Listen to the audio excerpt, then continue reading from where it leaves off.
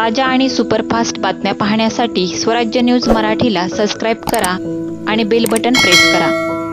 आवाज उठवलेला आहे। मी असतील, मालक असतील, सुभाष बाप्पू असतील, आम्ही शहरातले सगळे आमदार मिळून आदरणीय देवेंद्र फडणवीस साहेबांकडे पाठपुरावा करून उजनी दुहेरी पाईपलाईनचं काम लवकर पूर्ण करून घेणार आहोत। त्यामुळे आज जे 4 दिवस आड किंवा 5 दिवस आड पाणी येत आहे ते लवकरच त्याचे दिवस कमी होणार आहेत आणि ज्यावेळेस उजनीचं काम पूर्ण होईल त्यावेळेस किमान 1 दिवस आड आपल्या शहराला पाणी मुबलक प्रेक्षाने येणार आहे। याची मी तुम्हाला ग्वाही आपल्या मंदिरात उपस्थित सगळ्या वडीलधारी लोकांच्या साक्षीने देतो।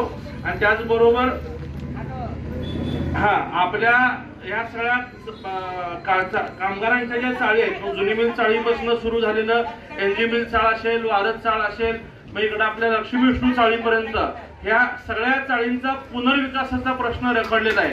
मग तो जुनी पोलीस लाईन असेल, धरमशी लाईन असेल, त्याचं कारण म्हणजे या सगळ्या चाळींवरती B2 लागलेला आहे। B2 लागलेला असल्यामुळे आपण त्या चाळींचं नव्याने निर्मिती करू शकत नाही। तो B2 कमी करण्यासाठी देखील आपण फडणवीस साहेबांकडे पाठपुरावा करून घेणार आहे। मी स्वतः जुनी मिल चाळीत माझा जन्म झालेला आहे। माझे पंजोबा गणपतराव कोठे हे जुनी मिल मध्ये जॉबवर होते।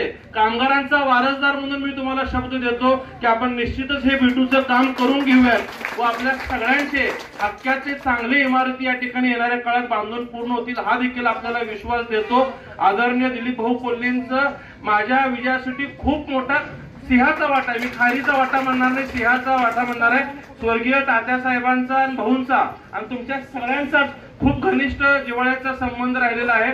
तात्यांना अनेक वर्ष आमदारकी मिळाली नाही, ते माझ्या रूपात मिळण्यासाठी भाऊंनी दिवस रात्र स्वतः उमेदवार म्हणून काम केलेलं आहे।